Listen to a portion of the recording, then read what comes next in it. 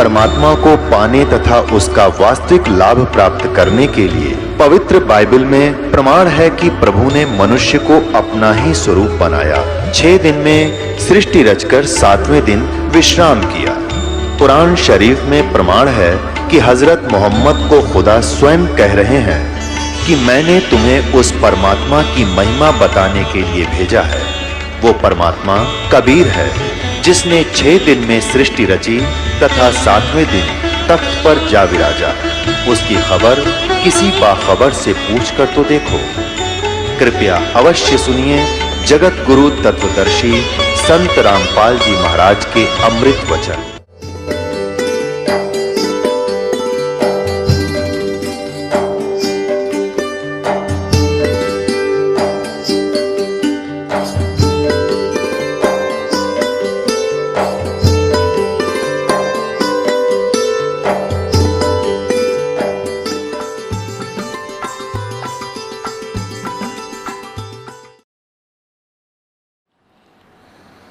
और आपके भाग्य में कोई संपत्ति नहीं है और परमात्मा आवश्यक समझते हैं कि इस बच्चे को इतना तो अवश्य चाहिए, तो वो भी आपको अवश्य देंगे। लेकिन आपको इतना नहीं देंगे, इतनी संपत्ति नहीं देंगे, इतना धन नहीं देंगे कि वो आपकी जान का शत्रु बन जाए। आपको कथा सुनाई थी कि एक नरसी नाम के एक मेहता सेठ थे। उसके पास इतनी संपत्ति थी कि राजा ने उसको हुंडी देने का अधिकार दे रखा था। हुंडी का अर्थ होता है जैसे बैंक होते हैं ना, बैंक, और बैंक में ड्राफ्ट बनवाए जाते हैं।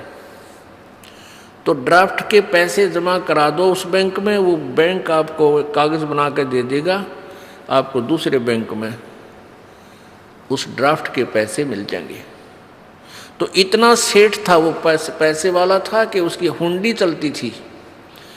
वो ड्राफ्ट बनाता था। जैसे दूर देश में व्यापारी जाते थे, वो पैसा नहीं ले जा सकते थे, रास्ते में कोई चोर लुटेरे डाकू लूट लिया करते थे, वो केवल कागज़ ले जाते थे। वो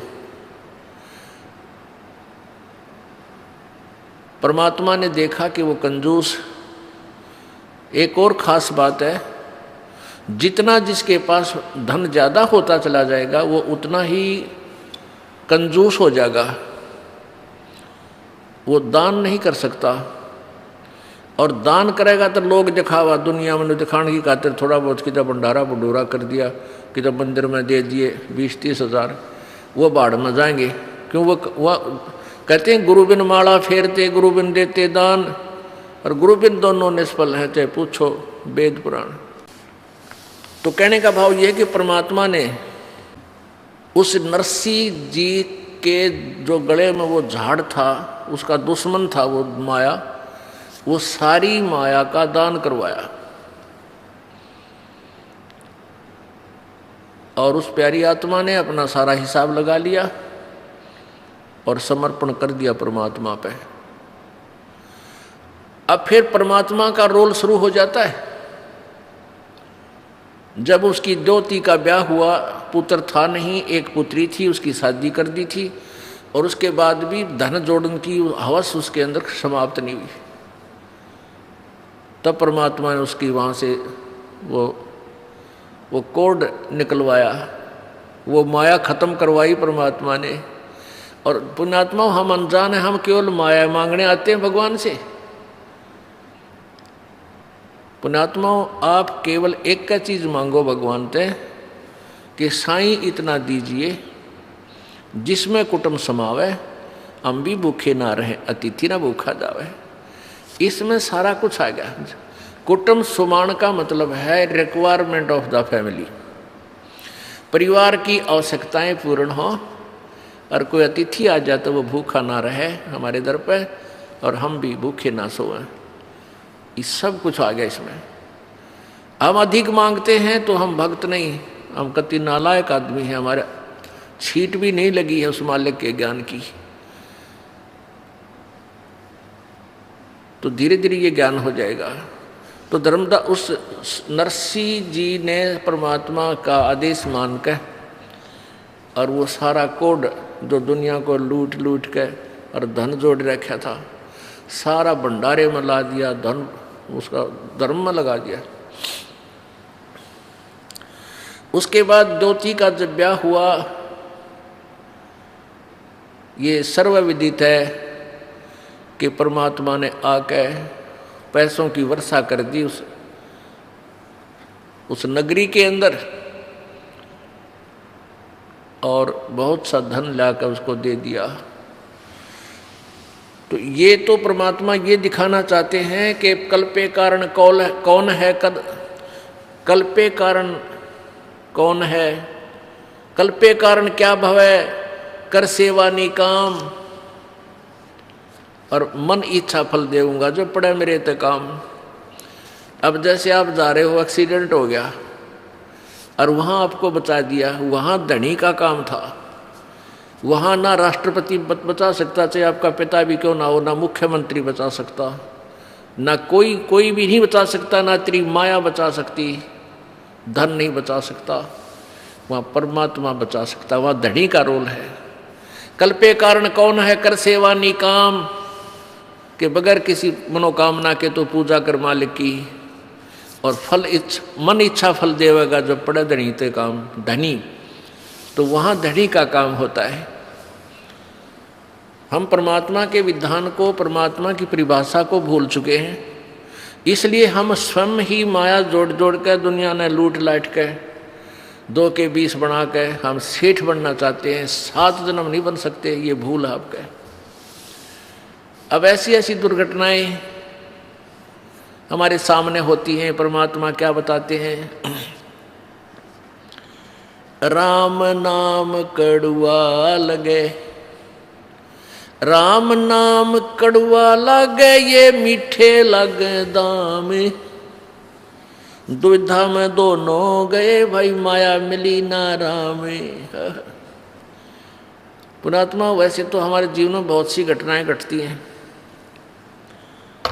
और वो याद नहीं रहती इतनी। जब हम सत्संग सुनते हैं, विचार सुनते हैं, परमात्मा का विधान पढ़ते हैं, फिर वो सारी हमारे सामने घूमने लग जाती हैं। एक समय ये दास पंजाब के अंदर दूसरे संडे को सत्संग करने जाता था। दूसरे रविवार को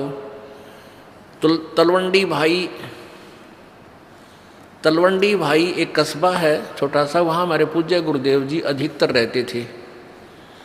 उनकी सतलोक गवन के उपरांत यह दास कुछ दिन वहाँ सत्संग करने जाया करता दूसरे रविवार को। तो वहाँ एक बुढ़िया की मृत्यु होगी। उस बुढ़िया का शोक व्यक्त करने के लिए वो हमारे गुरुजी के जो सेवक थे, उनका कोई रिलेटिव वहाँ आया तलवंडी भाई कस्बा में। जैसे शुक्रवार को आया, शनिवार को वो जाने लगा शाम ने 2 बजे के बाद। तो उन्होंने समझाया कि आप आज रुक जाओ, सह परिवार था वो, कल सत्संग होगा और 10 बजे 9 बजे सत्संग शुरू होता है, 2 घंटे सत्संग होगा, 11 बजे फ्री हो जाओगे, फिर चले जाना, सत्संग सुनो। आपने सत्संग, वो कहता हमने सुन रखे हैं सत्संग, हम भी भक्ति करते हैं। तुम्हारे भक्तों ने कहा परमेश्वर कि तुमने सत्संग बहुत सुने होंगे, पर ये सत्संग भी सुनकर देखो एक बार।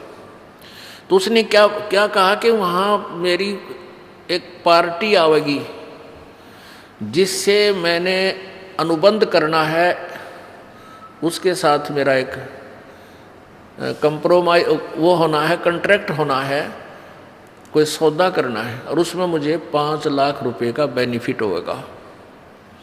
5 तो कम से कम है।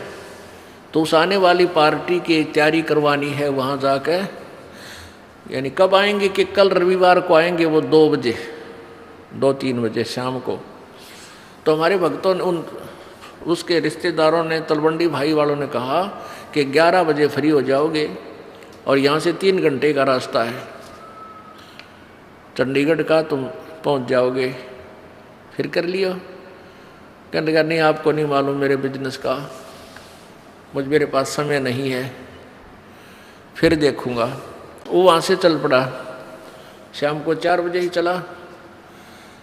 तो अंबाला के पास आकर के उसका एक्सीडेंट हो गया। मारुति कार में थे पूरा परिवार, 4 सदस्य, लड़का लड़की वो दोनों पति पत्नी। एक बजरी का भरा हुआ ट्रक खड़ा था, उसका जैक ला रखा था, पिछले दोनों पहिए काट रखे थे और रात का अंधेरा सा हो गया था। उसने वह मारुति कार फुल स्पीड थे, उस ट्रक के नीचे जा घुसी और झटका लगने तो वो जैक हट गया। वो पूरा लोडी ट्रक बजरी का भरा हुआ उस कार पर, पहले तो झटके इतनी स्पीड में ऊँए मर ले आदमी, फिर रही कई कसर वो ऊपर पड़ गया। तीनों का इन्होंने जाम कर दिए, चारों खत्म हो गए। अब उन्होंने फिर हम जब सत्संग करने गए, जब बताई वह दर्द भरी कथा, तब याद आती है रह करे भगवान अब सिर पर धर ले, चाट ले उस 5 लाख रुपया के बेनिफिट ने, आग लाई से धन के आप भी ना रहे। और जय मालिक की शरण में ये कहे तो मान जाते, सुन जाते, हो सकता है उनकी वह बला टल जाती। राम नाम कड़वा लागे, मीठे लागे दाम, और दुविधा में दोनों गया माया मिली ना राम। और आगे क्या होगा इनके संग में? फिर पीछे तू पसवा की जय दीजे गद्दा बैल बनाई, ये 56 भोग कहाँ मन बोरे की तो कुरडी चुरने जाई। अब तो मनुष्य शरीर है, जब चाहे खाना खा ले, लड्डू खावा, जलेबी खावा, सेब संतरे खा ला, और फिर भगवान की भक्ति ना करने से, देखो भक्ति तो और भी कर रहे हैं लेकिन वो शास्त्र विरुद्ध है, उसका भी यूज कति नहीं, कोई लाभ नहीं। सत भक्ति पूर्ण संत से लेकर भक्ति करने से ही लाभ होता है। तो आगे फिर जो कष्ट इनके ऊपर आएगा वो पहाड़ से भी दुख भारी होगा। किते कुत्ता बनेगा, किते गधा बने, किते सुअर बने। आप देखते हो किसी कुत्ते के खाज लगी है, किसी की दोनों टांग टूट रही है।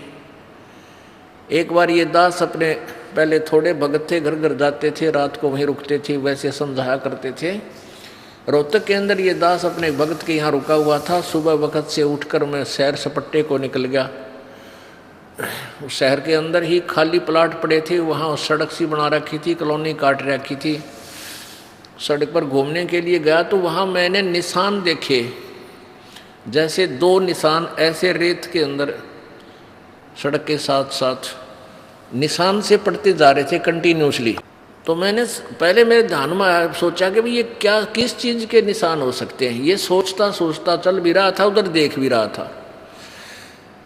आगे थोड़ी देर चलते क्या देखा कि एक कुत्ता जिसकी ढूढ़ी डगरी यानी पिछला हिस्से को पैरालाइसिस हो रहा, बैक साइड को, और अगले अगले पैरों से चल रहा है और पीछे वाले पैरों को ऐसे घिसराता हुआ घिसरते चल रहे हैं। और मुझे निकट देखकर रोने लग गया, चिल्लाने लग गया, चा चा। वो किसी ने लठ मार दिया उसके, और लठ मारने से उसकी सांकड़ी निकल गई पिछली, वो हड्डियाँ टूट गई। अब उसने सोचा ये मारेगा मेरे, क्या क्या। मैं तो और थोड़ी दूर से निकल कर नीचे कर दे, उससे दूर गया और मुखार तरह कर। तो पुण्यात्माओं अब याद आती हैं, क्योंकि पहले तो हम भी आंडी पाके अंडा थे, बेरा नहीं था क्या बिजली गिरेगी। अब को दुखी प्राणी दिखाई देता है, कालजा धक धक करने लग जाता है। ये भगवान, यह दुर्गति मारी भी तैयार थी अगर आपकी रजा ना होती अपने दास पे। तो पुण्यात्माओं अब आप बालक नहीं रहोगे। पहले तो बालक थे, अनजान बच्चे थे, ना जाने के जुल्म कर देते थे, हम कर सकते थे भाई, जैसे दारू पीवे हैं, मांस खावे हैं, बकरा काट दिया है तेरा, इसी से बड़ा जुल्म और क्या होगा। गऊ काट देते हैं। तो ये जुल्म हम से डरते नहीं थे, अब डर लगने लगा कि ये पाप है, अपराध है। तो क्या बताते हैं कि वो जो पैसा तो रहा नहीं जो जोड़ जोड़ कर दुनिया लूट लूट कर दरिया था, और आगे के बनेगी। अब परसों चौथे समाचार पत्र में आया है कि यहाँ हिसार के अंदर एक आई हॉस्पिटल था, उसका डॉक्टर अपने बच्चे को एडमिशन दिलाने के लिए जा रहा था या आ रहा था, तीन थे एक कार में, तीनों मर गए एक्सीडेंट में, पत्नी, वो और उसका बेटा। पुण्यात्मा, हम डरते नहीं, हमारा भय नहीं होता। क्यों नहीं होता? क्योंकि हमने ये याद नहीं कि हमारी भी ऐसी कभी ना कभी टिकट कटेगी। और डर होगा जब हम ज्ञान से परिचित हो जाएंगे, परमात्मा के विधान से। अब उस प्राणी ने जो भी, कोई भी, हम भी इसी स्थिति में समझो। अब उसने बहुत बढ़िया हॉस्पिटल बना रखा था, खूब धंधा कर रहा था, और आज वो पैसा भी ना रखते, बहुत अच्छा हॉस्पिटल चल रहा था उसका, वेल नोन था वो। तो कहने का भाव ये है कि हम सबके साथ न्याय बनेगी, ना जाने कब बिजली गिर जाएगी। जो नहीं मरे वो इन्होंने सोचा हम मरा को नहीं बे, हमारी नंबर नहीं आवे। क्या वो डॉक्टर साहब ये सोच कर गए थे हम मरांगे राम है? वह भी न सोच कर गए थे कि बच्चे की एडमिशन करा के आएंगे, फिर आकर अपना हॉस्पिटल संभालेंगे। अब कौन संभालेगा भगवान जाने। किसी और नहीं मजाएंगे कि तो पशु बनेंगे, पक्षी बनेंगे, वह माया रहेगी जो की। तो परमात्मा हमें याद दिलाते हैं,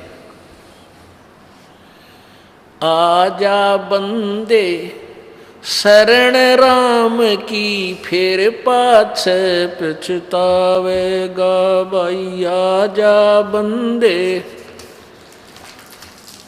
फिर पाछे पछतावेगा भाई। आजा बंदे शरण राम की, फिर पाछे पछतावेगा भाई।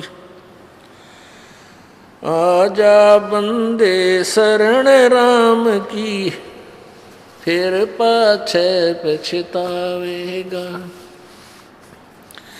बाड़ू की बीत पवन का खंबा, कब लग खैर मनावेगा। बाड़ू की बीत पवन का खंबा, कब लग खैर मनावेगा। आजम तेरे घटन घेर, तू राम कहन ना पावेगा। आजम तेरे घटन घेर, तू राम कहन ना पावेगा भाई। आजा बंदे, आजा बंदे शरण राम की, फिर पाछे पछतावेगा भाई। आजा बंदे शरण राम की, फिर पाछे पछतावे। काल बलि तेरे सिर पर बैठा, बोझा पकड़ ले जावेगा। काल बलि तेरे सिर पर बैठा, बोझा पकड़ ले जावेगा। मात पिता तेरा कुटुंब कबीला, सारा खड़ा लखावेगा।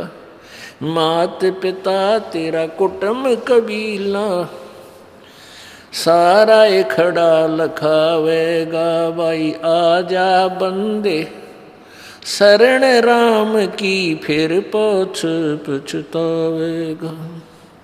धर्म राय तेरा लेखा लेगा, वहाँ क्या बात बनावेगा। हाँ, धर्म राय तेरा लेखा लेगा, वहाँ क्या बात बनावेगा।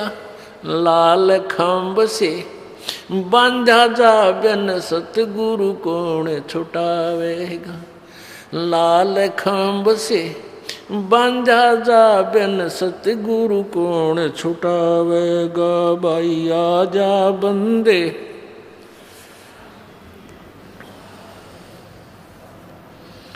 हाँ भाई, आजा बंदे शरण राम की, फिर पाछे पछतावेगा। दिया लिया तेरे संग चलेगा, ये धरा ढक्या रह जावेगा।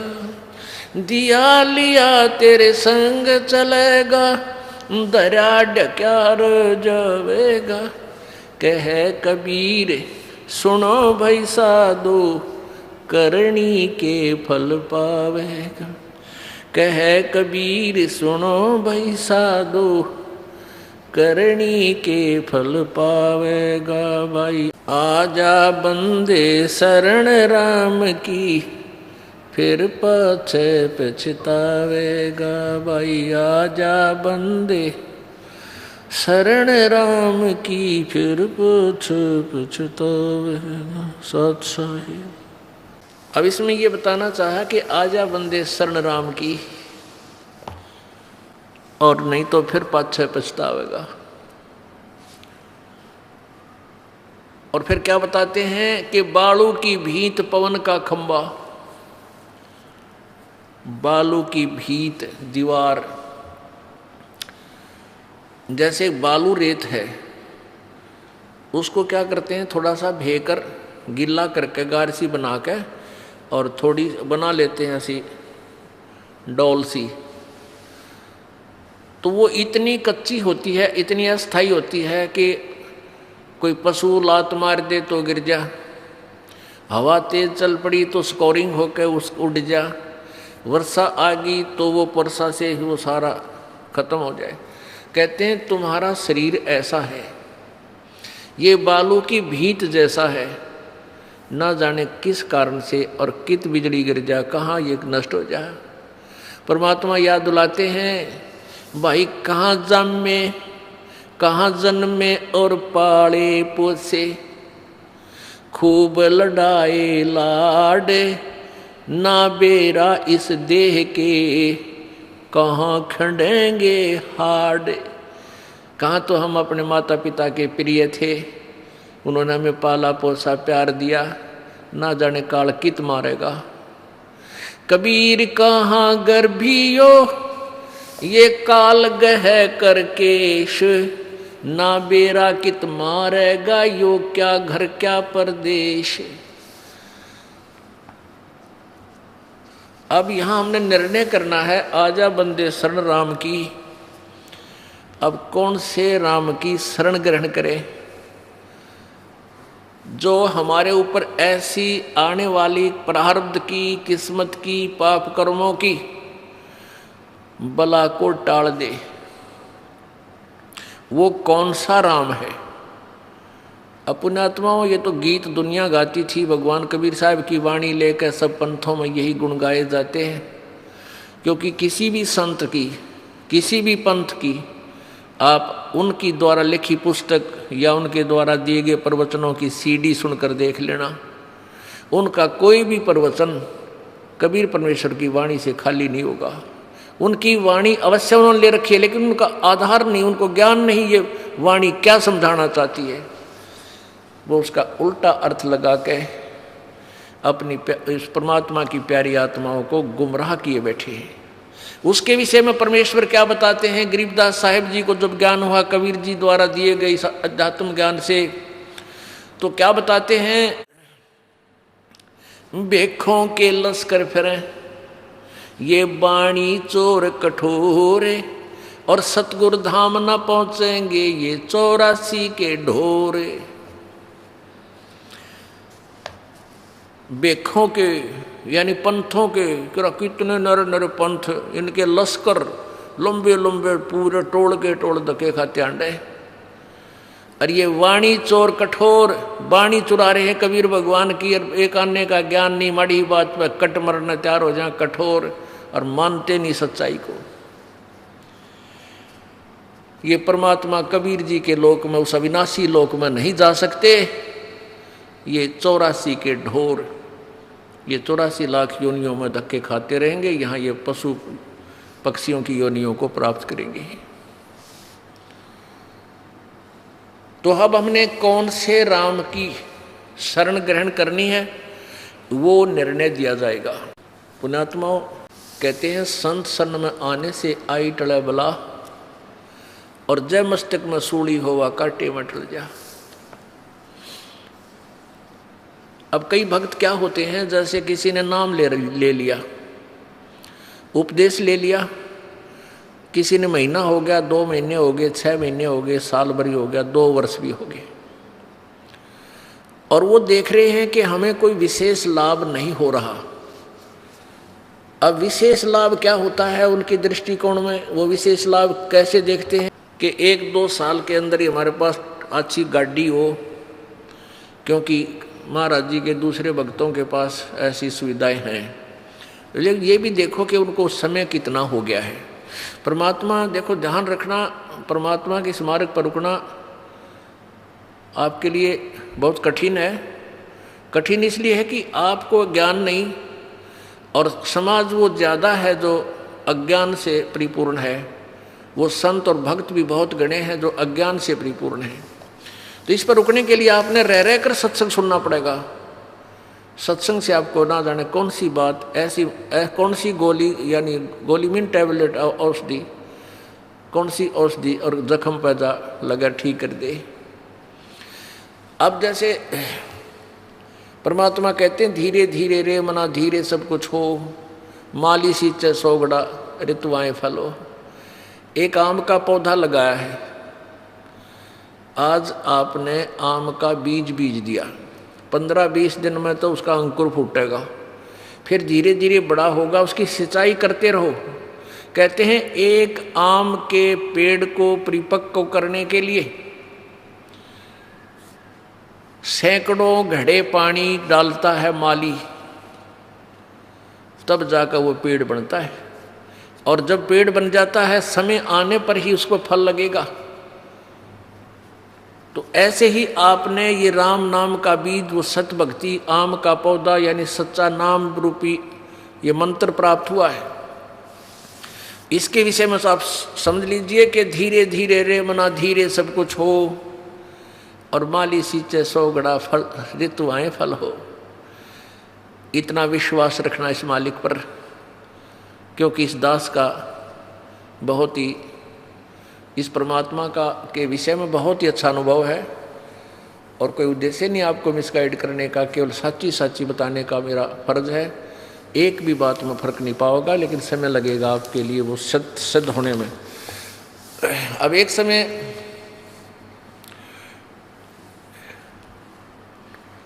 एक भक्त क्या देखता है,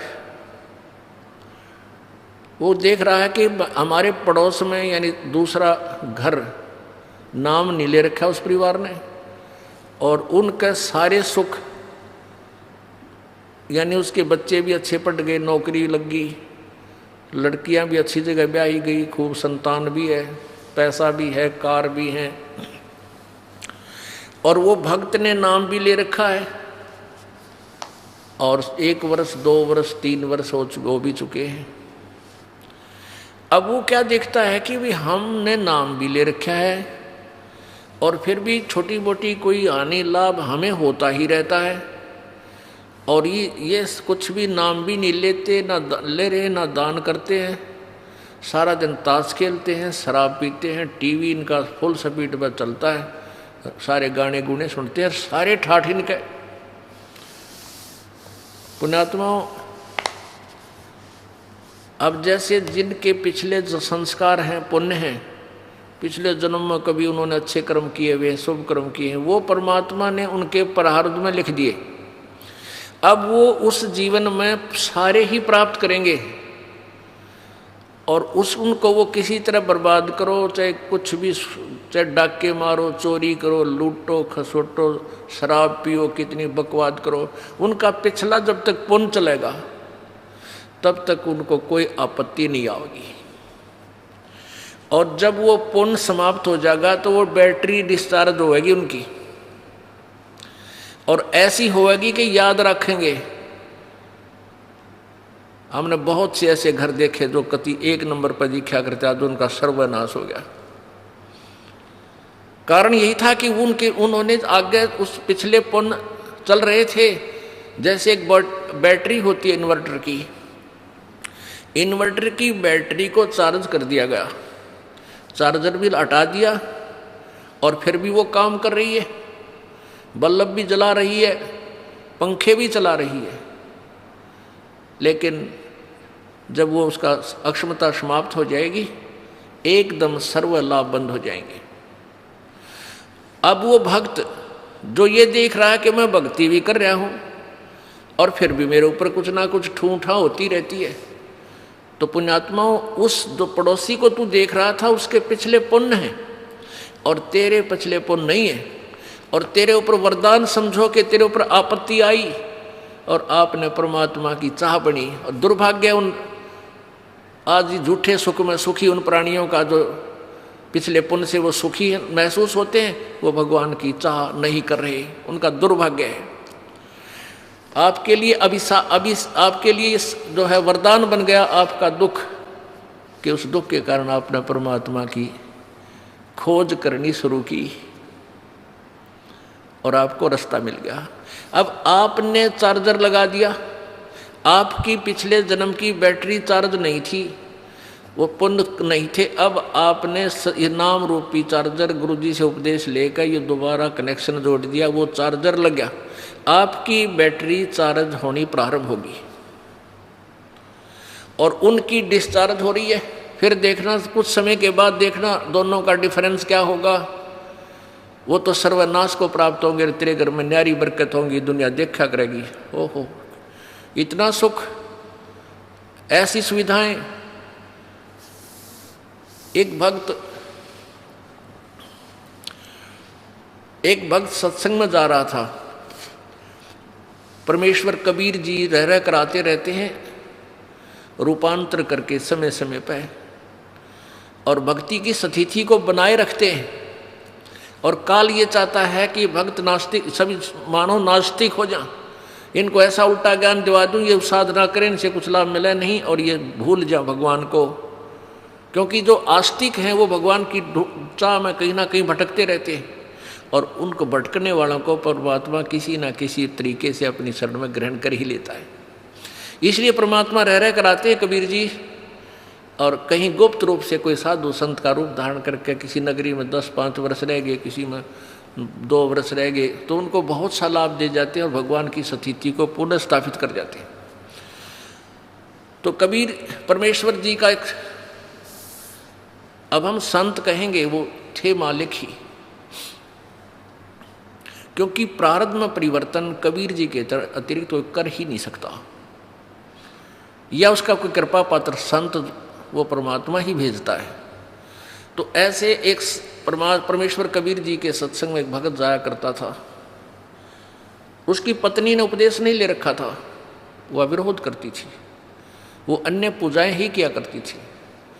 उसकी पत्नी ने बताया था, उसकी पत्नी इन ज्योतिष वालों पर बड़ा विश्वास रखती थी। वो अपने पति की जन्म पत्री को लेकर एक ज्योतिषी के पास गई, भविष्यवक्ता के पास।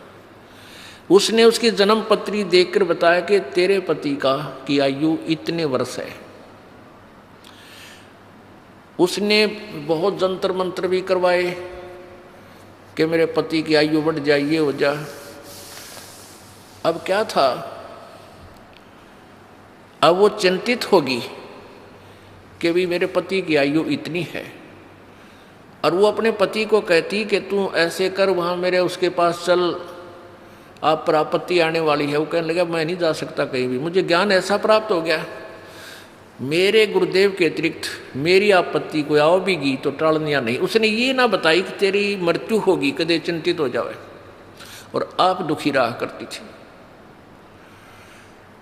अब उस ज्योतिष जिसने ये बताया था, उसने सारे जंतर मंत्र कर लिए, लेकिन कोई परिवर्तन उससे नहीं हुआ। उसने कहा कि बहन अब मेरे बस से बाहर की बात है, तेरे पति की रक्षा करना। वो एक पुण्य आत्मा था। देखो ये जो जन्म पत्रियाँ हैं, हस्तरेखाएँ हैं, ये प्रभु द्वारा लिखे गए कोड वर्डों में हमारे भविष्य है, हमारा प्रारब्ध है। इसको जानने वाला बता तो देगा कि तेरे घर में ऐसा होगा, तेरे इस दिन वर्ष के बाद तेरी मृत्यु होगी, पक्की होगी, और हो जाती है। और कबीर परमेश्वर की कृपा से इस दास की शरण में आने के बाद आपको कोई ये कह दे तुम्हारी इस दिन मृत्यु होगी, और यहाँ का नाम ले लेना फिर नहीं होगी, वो एक्सटेंड होगी। ये वो परमात्मा जो आपकी आयु बढ़ा देता है। तो वो भक्त सत्संग में जा रहा था। जब वो सत्संग में जा रहा था तो रास्ते में उसी गांव का, नगर का एक व्यक्ति मिल गया। वो शराबी कबाबी आदमी, और वो सिनेमा देखने जा रहा था दूसरे उसी शहर में जिसमें वो सत्संग के लिए जा रहा था। पहले पैदल जाया करते थे, साधन नहीं थे, तो दोनों मिल गए, वहाँ हम सफ़र हो गए। एक दूसरे ने पूछा तुम कहाँ जा रहा है, वो कहने लगा मैं सत्संग में जा रहा हूँ। दूसरा बोला तू कहाँ से पूछा तो कहाँ जा रहा है, मैं सिनेमा देखने जा रहा हूँ और वहाँ शहर से शराब लाऊंगा और वहाँ घूटी ला के फिर फिल्म देख के फिर आऊँगा। तो उस भगत से वो कहने लगा वो शराबी के क्या रखा है तेरे सत्संग में, कुछ ना रखा वहाँ पर, ये तो मूर्ख बना रखे तुम इन संतों ने। आजा खान पीन की उम्र है, आ चल मेरे साथ सिनेमा देखेंगे, फिल्म देखेंगे, घूटी लावांगे, होटल में रोटी खावांगे। भक्त ने बोला बस भाई हम तो सत्संग में ही जाएंगे। काफ़ी बात चलती रही, कहता रहा कुछ ना दे रहा भाई, देख हमारे ठाठ देख ले और कुछ ये सब बकवादे हैं, ये उम्र कौन सी भक्ति करने की है, तो जवान पड़ा है, बुढ़ापे में देख लिए। पर वो नहीं माना भक्त। तो उधर चलते चलते वो रास्ते में उन्होंने पेशाब करने की इच्छा होगी दोनों को, एक राइट साइड में रास्ते से पेशाब करने चलेगा, एक लेफ्ट साइड में। जो शराबी कवाबी था वो पेशाब करने गया तो वहाँ क्या देखा, उसने देखा कि वर्षा हो चुकी थी। वर्षा के बाद कुछ मिट्टी हट के एक मटका था घड़ा छोटा सा, और उसमें देखा झांक के हाथ हटा हटू के मिट्टी, तो उसमें सोने की ईंटें मिली, छोटी छोटी ईंटें होती थी 100-100 ग्राम की सोने की ईंटें, पहले छोटी ईंटें होती थी, वो 4-5 मिल गई उसने। यानी 4-5 का मतलब आधा किलो सोना, किलो आधा किलो सोना। आज तो बहुत महंगा है, उस समय सस्ता होते हुए भी कीमत बहुत थी उसकी। वो वापस आया जो लफंडर था और उधर से भगत आया। भगत ने कहने लगा देख भाई आप तो रोज़ भक्ति करते हो, सत्संग में जाता है, और मैं कद्दे भक्ति नहीं करता, ना भगवान भजता, सारा दिन मौज मस्ती मारता हूँ। देख मेरे को ये 4-5 सोने की ईंटें मिली, आजा दिखाऊंगा कहाँ मिली। वो देखा वहाँ पर वो मटका की इसमें मिली। अब काल तो पूरा जाल डाला है अपने भगत पे, परमात्मा के भगत पे किसी तरह भक्ति छोड़ दे। फिर वो कहने लगा देख ले तो मान जा निकम्मे, आजा मेरी गेला घूटी छुटी लावांगे, चाल सैर सपट्टे करांगे। उस भगत के दिल में थोड़ा सा कच्चापनता आ गया, थोड़ा सा। और वो चलते चलते क्या था, चल रहे थे और रास्ते में उसके पैर में कांटा लग गया। ये बातें क्योंकि उसका ध्यान बट गया थोड़ा सा, वो कांटा लग गया और कांटा लाग के अंदर ही टूट गया। अब उसने सोची, वो कह रहा देख अब क्या करी रक्षा तेरे गुरु जी ने, यू कांटा भी लग गया तेरे। कहने का भाव है कि काल ने अपने पूरी जाल डाला, लेकिन वो भक्त 10 से मछलियाँ उसने सोचा भाई गुरु जी से आज या फाइनल बात पूछूंगा मैं, या तो बहुत उल्ट से बात होगी भाई मैं भक्ति भी कर रहा हूँ, आप पर समर्पण भी हूँ, और मेरे ऊपर मैं घर में कोई बरकत सी भी ना दिखती, और ये सारे उल्टे काम कर रहे, इसने सोना भी मिल गया निकम्मे ने, और भाई सारे ठाठ कर रहा। तो ये मन में सोच के गुरु जी के पास आ गया। अब गुरु जी ने पूछा बेटा क्या बात है, बहुत उदास नजर आ रहा है। वो कहने लगा गुरुदेव वैसे तो आपके दास को आपके ज्ञान में कोई त्रुटि नज़र नहीं आती, हो सकता है मुझ दास में कोई त्रुटि हो जिस कारण से मैं आपसे लाभ प्राप्त नहीं कर पा रहा। प्रभु वो सारी कहानी बताई कि परमात्मा एक नंबर का निकम्मा आदमी हमारे गाँव का है, दारू वो पीवा, बकवाद सारी करे, फिल्म देखा, वो मैंने रास्ते में मिल गया, और उसको रास्ते में एक सोने की 4-5 ईंटें मिली, आधा किलो सोना, और मेरे पैर में कांटा लग गया। उसने मुझे बहुत डगमग करने की चेष्टा की, गुरुदेव हम भी जीव हैं, मेरे भी मन में थोड़ा सा खोट पैदा हो गया, मुझ पापी पर रक्षा दया करो दाता, ये क्या कारण है। तब उसने बताया बेटा आज तेरी मृत्यु होनी थी, आज के बाद तेरा जीवन नहीं था, और वो निकम्मा अपना पिछली बैटरी चार्ज कर रहा था, वो अभी खर्च रहा है, बर्बाद कर रहा है, उसके पास भविष्य में कुछ नहीं होगा। बेटा तेरी उम्र बढ़ गई, तेरे आज फाइनल तेरी फैसला था। आज कहते हैं द्वार धनी के पड़ा रहे, धक्के धनी के खा, और 100 काल रख जोल ही पर द्वार छोड़ नहीं जा। आज जब तू डगमग हो जाता, तेरी शाम पूरी नहीं होती, तू खत्म हो जाना था। आज तू पड़ा रहा, सच्चे सच्चे दिल से लगा रहा, तो तू बच गया। अब वो अपने गुरुजी की एक एक बात पर विश्वास किया करता था। वापस आ गया करने, काटा कूटा वहाँ कटवा दिया, भगता निकाल दिया। अपनी पत्नी से आके कहने लगा कि आज मेरे गुरुदेव ने ये बताया कि आज मेरी मृत्यु होनी थी, और गुरुजी की भक्ति से, उसके नाम से, उनके आशीर्वाद से आज मेरा जीवन बच गया। उसकी पत्नी ने उसी समय उसको कहा कि सचमुच तेरे गुरुजी पूर्ण परमात्मा है। वो जन्म पत्री ले रही थी कि लेकिन मैंने दिखाई थी एक जन्म पत्री कि इस वर्ष में तेरी मृत्यु थी, और मैंने सारे जंतर मंतर करवा लिए थे। उस मेरे जिसके पास मैं जाती थी उसने लास्ट में हाथ खड़ा कर दिया था कि मेरे बस की बात नहीं तेरे पति को बचाने की, और मैं बहुत चिंतित थी, रोया करती भगवान पड़कर भगवान के आगे। तो उसकी पत्नी ने भी उपदेश लिया, और वो बालक का फिर उन बच्चों का पूर्व अच्छा जीवन रहा, काफ़ी लंबी आयु उसको प्राप्त हुई। तो इस प्रकार हमने अपने परमात्मा के ज्ञान पर ये विश्वास रखना पड़ेगा। इसमें थोड़ा धीरज धैर्य की आवश्यकता है, जल्दी नहीं मचावे। तो अब हमने सबसे पहले ये देखना है कि वो कौन परमात्मा प्रभु है जो हमारे प्रारब्ध के कर्म को नाश कर सकता है। वो पूर्ण ब्रह्म है, परम अक्षर ब्रह्म है। बहुत से ऐसे प्रमाण आपको मिलेंगे कि प्राणी जब दुखी हो जाता है वो संतों की तलाश करता है, उनसे फिर जाकर वो जंतर मंतर करवाता है। वो पहले तो उपदेश देते हैं, गुरु लोग कहते हैं ये नाम जप, ऐसे पूजा कर दे, ऐसे प्रसाद बांट दे, ऐसा कर दे, तुम्हारे पितर रुष्ट हो रहे हैं उनके 5 कपड़े रख दो। उसके बावजूद भी उनको कोई लाभ नहीं हो रहा, तो फिर वो संत क्या कह देते हैं कि भी ये तो तेरे प्रारब्ध में लिखा हुआ कष्ट है, तने भोगना ही पड़ेगा। प्रारब्ध में जो लिखा गया है पाप, वो कर्म नाश नहीं होता। अब वो पुण्यात्मा जो दुखी था, वहाँ सुख की आशा लेकर गया था, वहाँ से उसको लाभ नहीं मिला। ये जवाब मिल गया 2 वर्ष 3 वर्ष के बाद, फिर वो दूसरे संत के पास जाता है।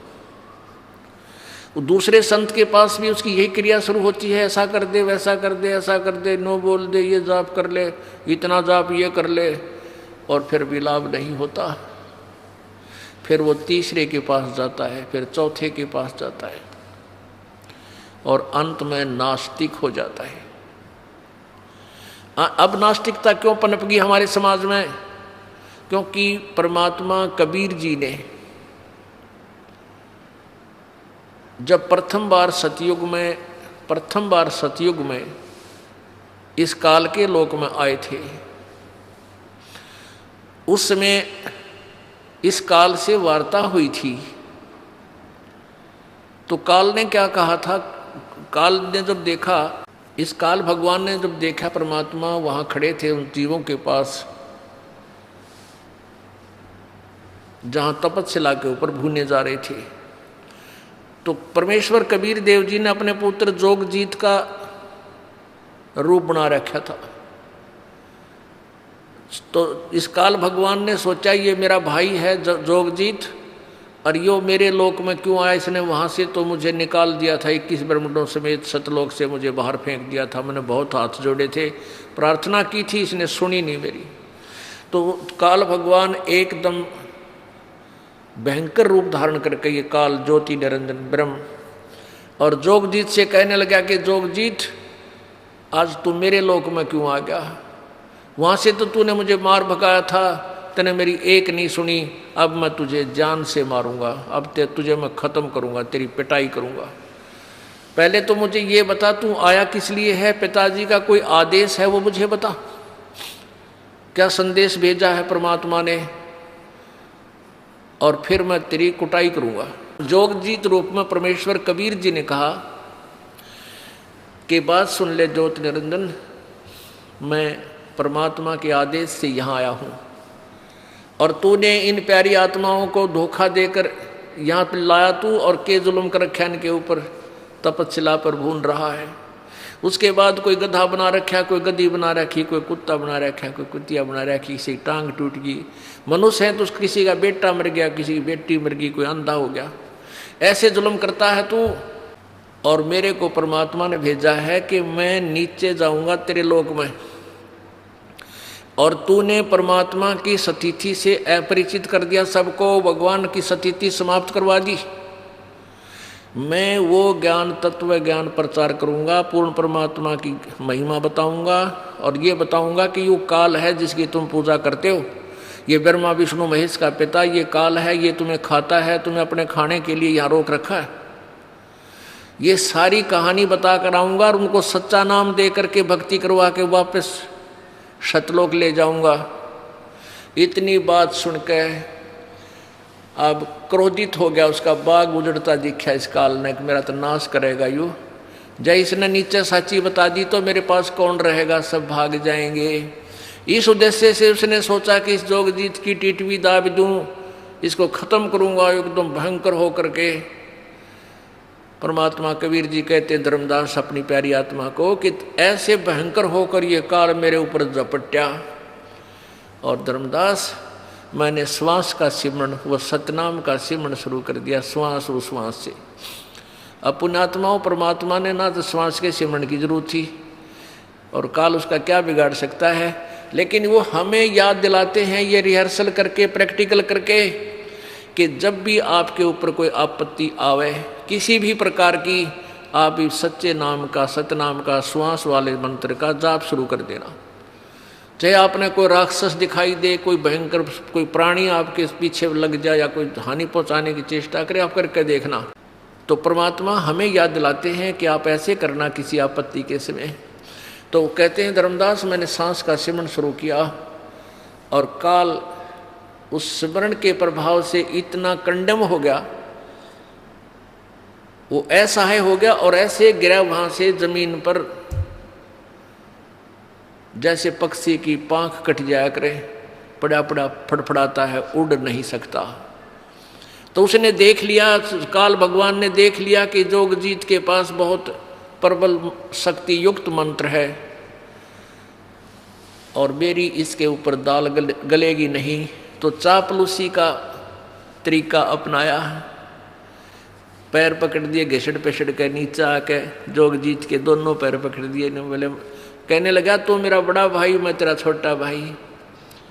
क्योंकि जोगजीत, सहजदास, अचिंत, तेज, ज्ञानी ये पहले परमात्मा ने उत्पन्न किए थे। अचिंत के बाद फिर अक्षर पुरुष उस अचिंत ने किया, उत्पन्न किया, और ज्योति निरंजन को परमात्मा ने बाद में उत्पन्न किया, इसलिए छोटा है सबसे, 17वां है ये। तो उसने कहा कि तू मेरा बड़ा भाई, काल बोलता है जोगजीत को, मैं तेरा छोटा भाई। और छोटे बच्चे तो उत्पात करते हैं और बड़े अक्षमा किया करते हैं। आप मुझे बालक नादान समझकर माफ़ कर दो, मैंने गलती से आपके साथ ढिठाई कर दी। और पैर पकड़ कर रोने लग गया। परमात्मा बोले ठीक है, मैंने माफ़ कर दिया। कहने लगा नहीं, आप तो परमात्मा आप परमेश्वर के पास से आए हो, आपके पास उनकी पावर है, आप उनके रिप्रेजेंटेटिव हो, मुझे कुछ सुविधा दे दो, मेरे लोक में असुविधा बहुत है।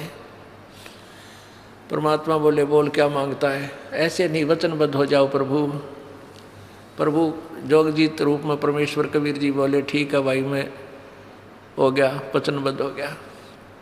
बोल क्या मांगता है कि 3 युगों में जीव थोड़े ले जाना, सतयुग, त्रेता, द्वापर में थोड़े जीवों को पार करना, और चौथे युग कलयुग में आप जो कितने ले जाना, इतनी दया कर दो, ये वरदान मुझे दे दो। परमात्मा बोले भाई तथास्तु, ठीक है, सतयुग, त्रेता, द्वापर में मैं बहुत कम जीवों को ले जाऊंगा, और कलयुग में अब तेरा वचन है ये, फिर मत जाना कदे बकवाद करे फिर गढ़ूतन है। कलयुग में फिर अपने जीवों को मैं कितने ले जाऊं। हाँ जी, पर एक और करना, जो आपके ज्ञान को सुनकर आप उस ज्ञान आधार से आपके साथ लगे, आपके और हमारे ज्ञान से हमारे पास रहें, उनके साथ आप बाई फोर्स ना ले जाना, अपना ज्ञान समझा के ले जाना। आपके ज्ञान को मान के आपके साथ लगे उन्हीं को ले जाना, और जो आपका ज्ञान स्वीकार ना करें जबरदस्ती ना करियो भगवान। अच्छा भाई ठीक है, परमात्मा को पता था सारा कि ये बात ऐसा ही करूँगा और ऐसा ही संभव होगा, तो उसने कह दिया ठीक है। एक दो और ऐसे ही वचन थे वो मांगे, परमात्मा ने सारे तथास्तु कर दिए। अब जब सारे हाँ भर ली ना परमात्मा ने, तब खड़ा हो गया ढीठ। जैसे इस भस्मागिरी ने पहले तो पूजा करे था भगवान शंकर की, और उल्टा नीचे सिर ऊपर पैर करके, जब भगवान शंकर ने वचनबद्ध होकर भस्म कड़ा दे दिया, जब ने बोला ओले शंकर होशियारी तो न देखूंगा, शंकर जी को मारने के लिए उसके पीछे पड़ लिया। और तेरी पत्नी ना अपनी पत्नी बनाऊंगा तो ये खत्म करूंगा, बोल शंकर की जय। अब शंकर आगे आ गया, शंकर जी भागे आगे, पीछे पीछे चला। तो यहाँ ऐसा है, अब शंकर जी तो उससे डर के बाज लिए, अब परमात्मा वहाँ खड़े हैं, उसका बकल तार दिया काल का, वहाँ गिर गया चक्कर खा के। तो फिर परमात्मा से उसने कहा, खड़ा हो गया एकदम, अगजा जोगजीत, बेशक नीचे के लोकों में चले जाना। और जब कलयुग आवेगा ना, कलयुग, उस समय इन सभी प्राणियों को उल्टी, वैसे तो सतयुग से ही शुरू कर दूंगा इनको उल्टा ज्ञान देना, उल्टे यानी शास्त्र विरुद्ध साधना पर आरूढ़ कर दूंगा, और देवल मंदिर पूजा, देवी देवताओं की पूजा पर आरूढ़ कर दूंगा। और कलयुग के अंदर तो ऐसा कर दूंगा इस प्राणी को, ये भक्ति के योग नहीं रहेगा। अब आप देख रहे हो कितने विकार भर गए हमारे अंदर, बीड़ी, शराब, मांस, तम्बाकू, दुनिया भर के। अब धर्म जो न्यारे बने थे, अलग अलग धर्म बने, हिंदू धर्म बना, ईसाई धर्म बना, मुसलमान धर्म बना, सिख धर्म बना। ये धर्म धार्मिकता के आधार पर हुए थे कि पुराने वाले धर्मों में त्रुटि आई तो दूसरे धर्म अलग से, जैसे सब बुराइयों से हटाकर वो अलग से स्वच्छ समाज तैयार किए गए थे। और अब सभी धर्मों के अंदर एक जैसे विकार घर करके शराब पीते हैं, मांस खाते हैं, हत्याएं करते हैं, जीव हिंसा करते हैं, तम्बाकू पीते हैं, और कोई आप देख लो मानव सतर कितना गिर गया, भाई बहन का प्यार नहीं, कोई लोग लाज रही, कोई लाज शर्म रही नहीं, माता पिता के प्रति श्रद्धा रही नहीं, और भक्ति सभी शास्त्र विरुद्ध कर रहे हैं। तो परमात्मा, अब यहाँ एक शंका उत्पन्न होती है कि भाई परमात्मा तो अंतर्यामी थे कबीर जी, और उन्होंने ही तो श्राप दे दिया इसको 1 लाख मानव शरीरधारी श्री जीव खाने का, तो वहाँ से गलती तो भगवान ने ही की है। कुछ ऐसे प्रश्न करते हैं अनजान व्यक्ति, शुरू में ऐसी शंकाएं उत्पन्न होती हैं। अच्छा, वो गलती की, उसके बाद फिर भगवान ने ये 3 युगों में जीव कम ले जाने का वायदा नहीं करना चाहिए था, हम पहले पार हो जाते। पुण्यात्माओं, परमात्मा ने पता था हम किसे हैं, जैसे हम अच्छे होते तो सतयुग सतलोक से ना आते, हम कति कंडेम हो लिए तभी तो यहाँ आए हैं, जमाने निकम्मे थे। परमात्मा को पता था यदि वो श्राप नहीं देता 1 लाख मानव शरीरधारी प्राणियों के आहार करने का, तो ये काल कभी भी हमें मनुष्य जीवन नहीं देता। 1 योनि और बना दे, वो 83 लाख बना रखी गधे कुत्ते सूरा की, और हमने जिंद कभी भी मालिक याद नहीं आने देता, ऐसा जुल्म कर देता हमारे साथ।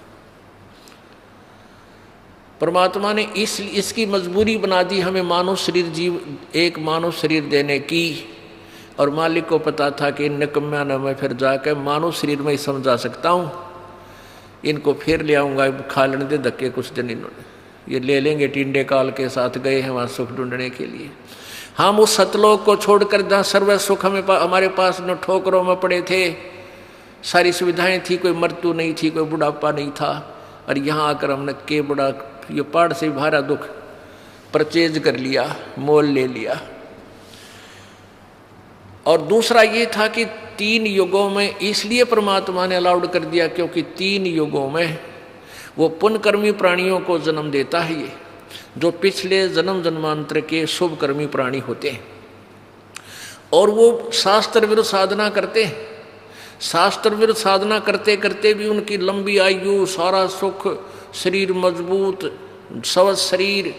और उस समय वो एक विधान है, ऐसे पुण्यकर्मी प्राणियों का सतयुग में जन्म होता है कि पिता से पहले पुत्र नहीं मरेगा, ना पुत्र नहीं मरेगा पिता से पहले, और स्त्री विधवा नहीं होती, यानी स्त्री पहले मरती है और पति बाद में मरते हैं।